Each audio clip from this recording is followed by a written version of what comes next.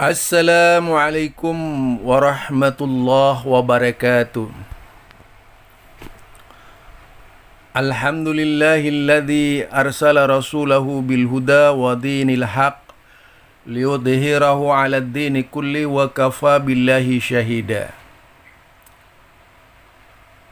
Kembali bersama saya Zulkarnain El-Maduri. Ini soal Ibnu Taimiyah yang sudah kita kenal dalam berbagai pembahasan-pembahasan, baik berupa pembahasan akidah ataupun terkait dengan pembahasan fiqih. Nah, tentu saja ada orang yang sampai detail melacak Ibnu Taimiyah, ada juga yang biasa-biasa saja, ada juga yang cenderung menyalahkan, dan ada juga yang membabi buta. Tetapi koreksi kali ini itu terhadap yaitu Sani Oye lagi ya. Berkaitan dengan Ibnu Taimiyah.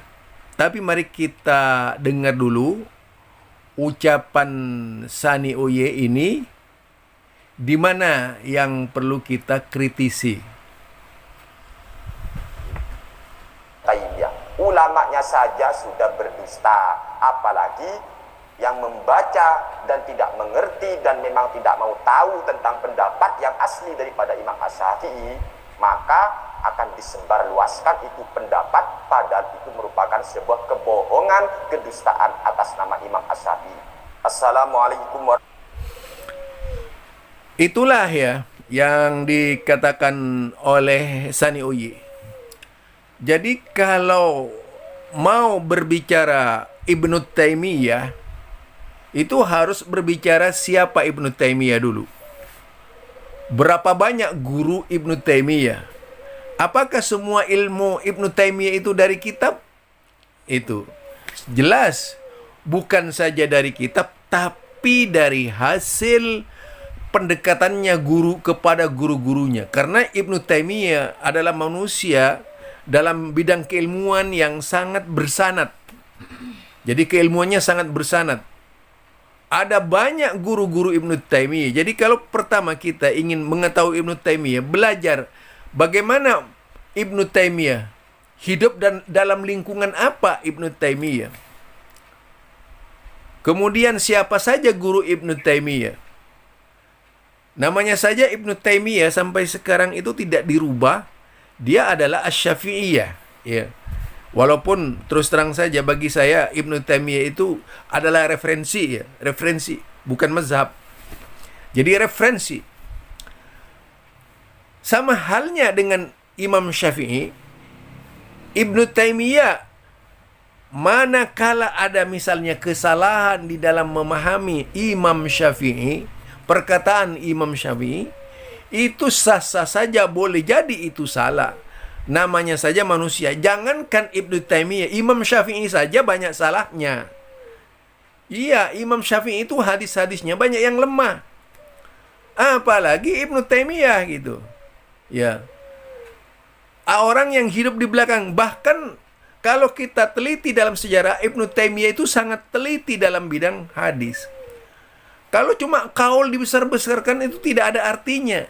Kecuali Ibnu Taimiyah berdusta atas nama Nabi, itu perlu dijelaskan sejelas-jelaskan. Tapi kalau Ibnu Taimiyah misalnya terkesan ada berdusta atas nama Imam Syafi'i,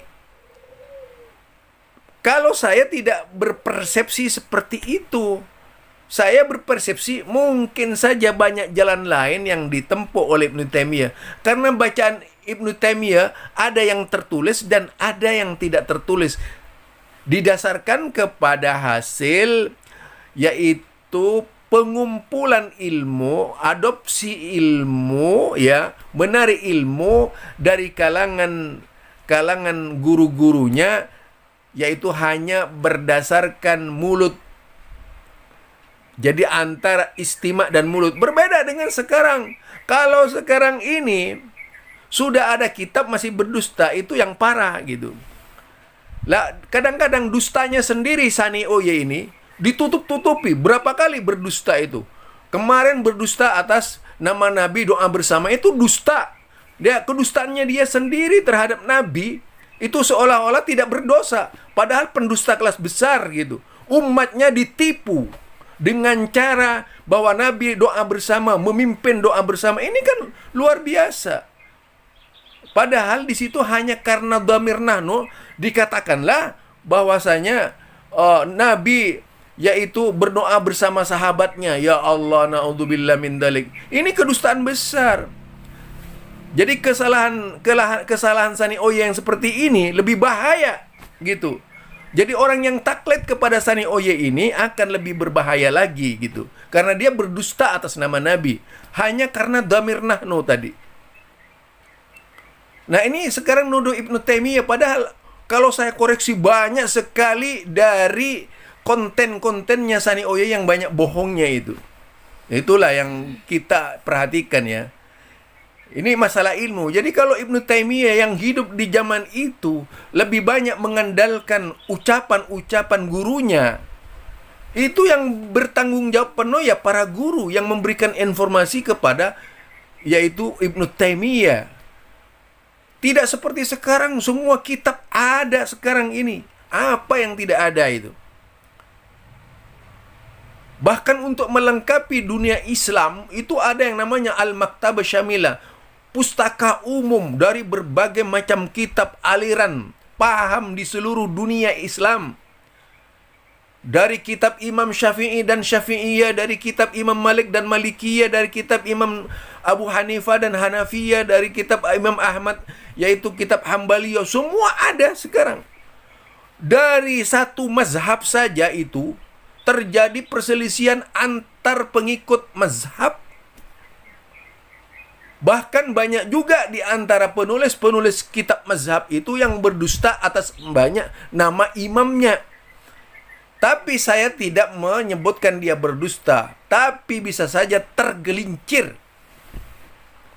Ya, tergelincir atau lupa atau sebagaimana, namanya manusia, mahalul khata' wan nisyan. Jadi Ibnu Taimiyah itu manusia biasa. Ibnu Taimiyah,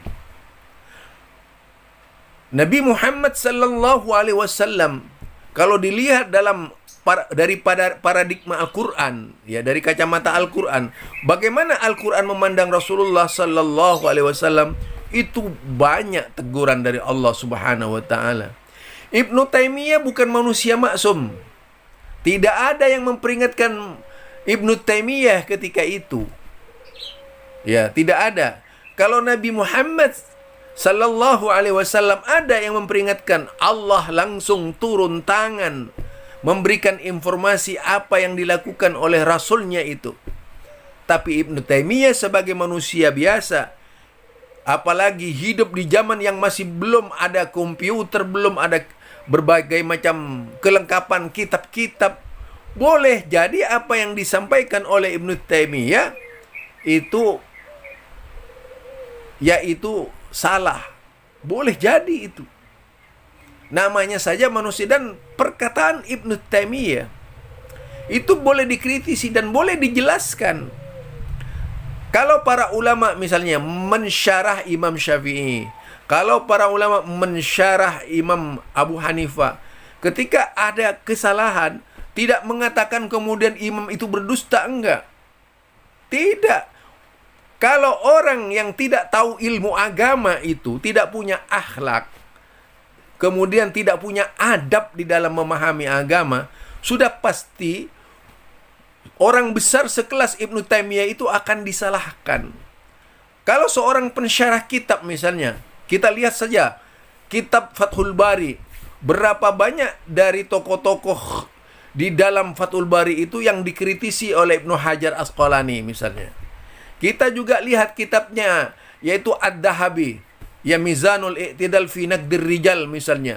Itu ada kitab kritik terhadap sanad, itu biasa. Nah, baru akan dikatakan pendusta oleh Ad-Dahabi orang-orang itu ketika dibuktikan secara ilmiah dan ketemu orang-orangnya langsung.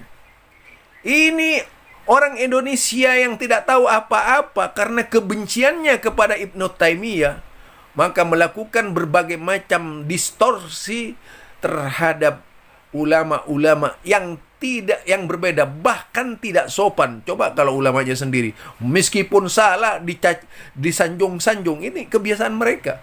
Salah saja dibela gitu. Itu kebiasaan mereka ini. Jadi kalau orang lain salah, walaupun dia ulama terkenal dan karena dia adalah rivalnya, maka akan dicaci maki sedemikian rupa dengan kalimat bombastis, berdusta atas nama Syafi'i. Untung saja kalau berdusta atas nama Syafi'i daripada berdusta atas nama Nabi Muhammad sallallahu alaihi wasallam yang menyatakan Nabi Muhammad mengajarkan doa bersama misalnya. Sampai sekarang Sani Oya tidak bisa jawab itu. Yang mengajarkan Nabi dzikir bersama itu di mana? Itu perlu ditunjukkan. Apa kalau Anda tidak berdusta atas nama Nabi itu? Jangan selalu Ibnu Taimiyah. Jangan hanya kebencian yang dipakai ya. Barangkali ini dari saya, Zulkarnain El Maduri. Assalamualaikum warahmatullahi wabarakatuh.